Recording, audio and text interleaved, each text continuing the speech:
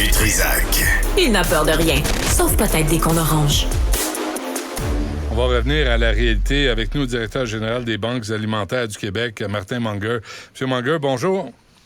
Bonjour, M. Dutrisac. Allez-y avec les chiffres, là, parce que vous sortez aujourd'hui, là, puis là, on apprend 872 000 personnes aidées par les banques alimentaires du Québec chaque mois.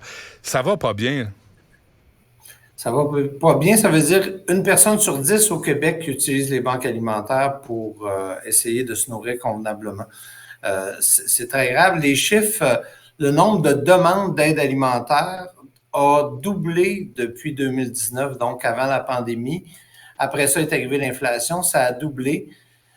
On a beau multiplier les initiatives pour augmenter le nombre de denrées et on réussit jusqu'à un certain point. Là, on a des initiatives qui procurent 1,4 million de kilos supplémentaires, mais c'est largement insuffisant pour répondre à l'augmentation de la fréquentation.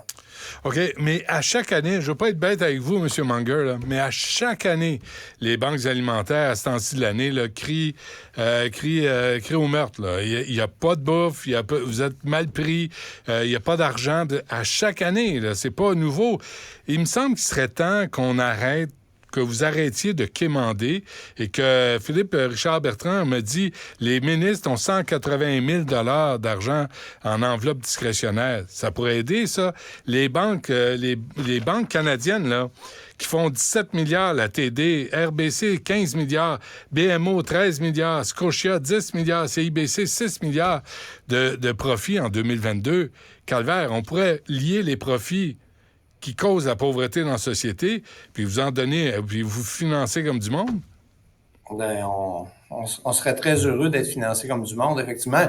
Plusieurs des organisations que vous avez mentionnées sont des donateurs chez nous et nous aident là, à l'heure actuelle. Par ailleurs, les banques? C'est sûr que pour faire face à une demande comme on a à l'heure actuelle, ça prend plus, effectivement. Et c'est pour ça qu'on a demandé 18 millions au gouvernement du Québec. Et oui, l'année passée, on demandait de l'argent supplémentaire. Les banques alimentaires, on contrôle l'offre de produits autant que faire se peut. Mais la demande, là, le nombre de personnes qui arrivent chez nous, là, c'est pas nous qui la contrôlions, c'est l'économie, c'est les programmes sociaux. C'est ça qui fait qu'il y a plus de gens à l'heure actuelle. Malheureusement, c'est une responsabilité du gouvernement. Je veux pas vous mettre dans le trouble, parce que le gouvernement, M. Munger, c'est nous autres. Puis on n'arrête pas de payer, là. On n'arrête pas. En passant, vous dites que les banques vous aident. Moi, corrigez-moi si je me trompe, mais les banques mettent un petit conserve sur le comptoir, puis c'est les clients qui mettent de l'argent dans les pots qui sont destinés aux banques alimentaires. Est-ce que les banques en mettent de leur propre poche, là? Oui, je parle de dons corporatifs là, de la part des institutions elles-mêmes. Là. Qui vont déduire ça de leurs impôts. Fait qu'on va finir par les compenser. Vrai ou faux? C'est vous qui le dites. Non, mais c'est un système qui n'a plus d'allure. Vous autres, vous avez besoin d'aide. Vous avez besoin d'un financement adéquat. Pendant ce temps-là, les gens s'appauvrissent, puis les banques font des profits records. Il me semble que 1 + 1, ça égale 2 dans ma tête, là. Mais c'est sûr qu'il y a quelque chose qui ne marche pas dans le système, M. Dutrisac. Ça fait des années qu'on le dit, il y a plus de gens riches. Quand je dis on, là, c'est pas nous, là, c'est dans la société. Il y a plus de gens riches, il y a plus de gens pauvres, puis il y a moins de gens dans le milieu. C'est ça qu'on voit. Le nombre de personnes avec emploi qui utilisent les banques alimentaires a doublé depuis 2019. Il y a quelque chose qui ne marche pas, là. Il y a des gens qui travaillent. Ouais. Qui gagnent de l'argent, qui contribuent à l'économie, puis ils n'ont pas assez d'argent pour se nourrir. Ça marche pas. Mais en même temps, les grands épiciers sont convoqués à Ottawa. Ils font du 10 % d'augmentation de profit, puis on fait pas de lien, là. Tout le monde fait plus de profit. Les pétrolières, les banques, les épiceries, tout le monde. Puis on se demande où va l'argent. Mais Chris, j'ai vu un livre de beurre, M. Munger, à 9,19 $ avant-hier, quand j'ai fait des courses. Qui se paye ça? Même moi, je n'ai pas acheté. Ah, c'est sûr que les prix sont importants. Puis on l'a vu récemment, il y a eu une étude du directeur du budget fédéral, puis il disait que c'est les clientèles les plus pauvres, là, il disait le quintile le plus pauvre, là, qui a le plus d'impact de l'inflation. C'est normal. Si les revenus sont fixes puis les dépenses augmentent, à un moment donné, il n'y arrive plus. Les loyers augmentent, les taux d'intérêt augmentent.